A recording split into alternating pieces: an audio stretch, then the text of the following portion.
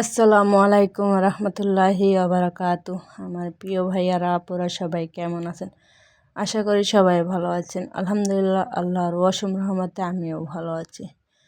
তো প্রতিদিনের মতো চলে আসলাম নতুন একটি ভিডিও। আজকে ভিডিওটা শুরু করলাম আরবিয়ানরা কিভাবে সালাদ বানায়, তো সেটা আজকে আমি বানাবো। আমি কাতারে এরকম বানাইছিলাম। তো আগে টমেটো, খিরই, গাজর এইগুলো ধুইছি ভালো করে। ধুয়ে এখন এই মুছতাছি একটা গামছার টানা দিয়ে। তো মোছার পরে ছোটো ছোটো টুকরো করে কাটবো। এখন ছিলাবো গাজরটা, শসা ছিলাবো না। শসা হয়েছে আপনার খোসা শুদ্ধ করবো। তো এইগুলো আরবিয়ানরা অনেক খায়, মানে মজা করে খায়। আমার কাছেও ভালো লাগে। এটার ভিতরে কোনো তেল মশলা হবে না, জাস্ট ভিনেগার, পানি, লবণ এই হবে, তাছাড়া আর কিছুই হবে না। তো এদিকে আমি ছোটো ছোটো করে টুকরো টুকরো করে কেটে ফেলাচ্ছি গাজর।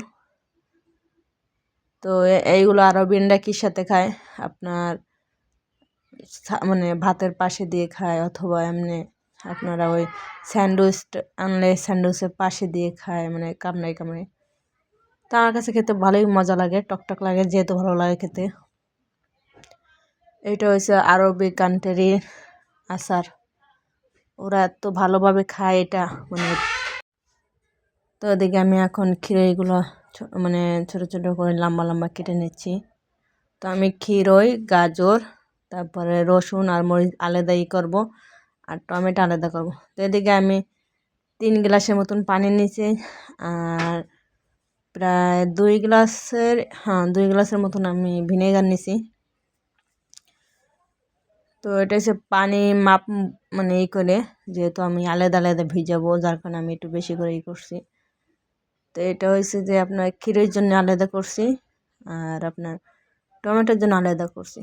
এটা হয়েছে যে আমি ক্ষীরের জন্য মাপ দিয়েছি 2 গ্লাস পানি, সাথে হয়েছে 1 গ্লাস ভিনেগার,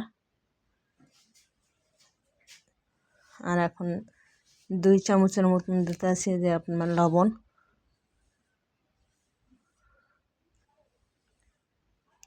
এখন এটার পানিতে মানে ফুটাবো গরম দিয়ে,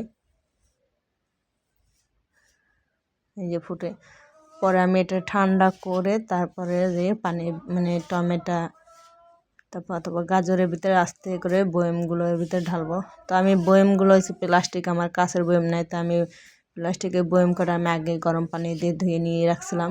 ধুয়ে নিয়ে পরে মুছি টুচি তারপরে করছিলাম। তো এখন আমি যে গাজর, খিরই, তারপর আবার রসুন, তারপর আবার মরিচ সব মিশিয়ে মানে করে মিক্স করে দিতেছি। আর আমার ভিডিওটি যদি আপনাদের কাছে ভালো লাগে, অবশ্যই এটা লাইক, কমেন্ট, শেয়ার ও সাবস্ক্রাইব করবেন। প্লিজ পাশে বেল আইকন ক্লিক করবেন, যাতে পরবর্তীতে ভিডিও আপলোড করলে আপনাদের কাছে পৌঁছে যায়।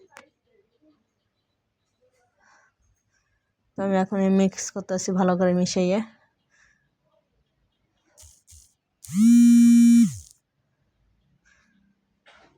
তো এই যে টমেটোটাও আলাদা আমি করছি। তো এখন এই যে ভিনেগার আর পানি, লবণ যেটা জাল দিয়েছিলাম, সেটা এখন এর ভিতরে ঢালিয়ে দিতেছি। ঠান্ডা হয়ে গেছে পানিটা। এটা সবসময় খেয়াল রাখবেন যে পানিটা যেন ডুবো ডুবো হয়।